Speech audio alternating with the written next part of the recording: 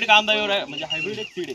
त्या हायब्रिड सीडचा असं वैशिष्ट्य आहे सगळ्यात महत्वाचं. रेट जास्त आहे पण सगळ्यात महत्वाचं ते त्याला बुरशीनाशक जे म्हणतो आपण फवारे वगैरे सगळ्यात कमी लागतं. हायब्रिड जो कांदा आहे ना त्यांचा त्याला साईज एकदम युनिफॉर्म साईज आणि टिकवण क्षमता जास्त आहे. काजळी वगैरे काही जास्त कांदा धरत नाही. आता काजळीचं प्रमाण आणि डेंगळीचं प्रमाण जास्त आहे. सगळं आपल्या जमिनीवर अवलंबून असतं खरं म्हणजे. जर नायट्रोजन जर जास्त झालं युरियाचं प्रमाण किंवा म्हणा किंवा 24-24-0 ही जर ग्रेड तुम्ही जर जास्त टाकली वावरात तर डेंगळाचं प्रमाण जास्त निघतं. असं खरं डेंगळा निघायचं कारण ते. आणि जर थंडीचं वातावरण असेल तर त्याच्यामध्ये पण डेंगळा जास्त निघतो. आता हे कांदे तर तुम्ही हे बघा याचा आकार आहे ना एकदम नारळासारखा आहे. त्याच्यामुळे ना इथून कांदा कट होता आणि इथून होणार कट.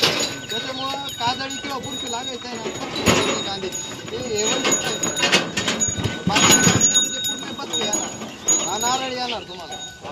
त्याच्यानंतर जसं फुले पुन्हा फुरसुंगी येतो का तसं यांचा पण पुन्हा फुरसुंगी येतो. त्याची पण खासियत असते तर त्याची पण टिकवण क्षमता चांगली आहे. कांद्याचा कलर जो असतो ना थोडा याच्यापेक्षा लाईट